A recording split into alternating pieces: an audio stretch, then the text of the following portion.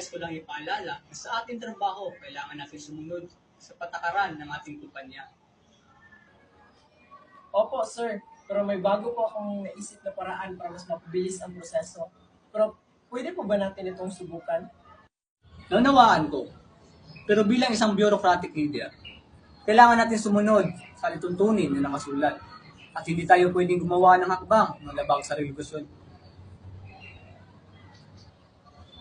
Ibig sabihin po ba, kahit mas mabilis ang ibang paraan, mas mahalaga pa rin ang sumunod sa tamang panuntunan?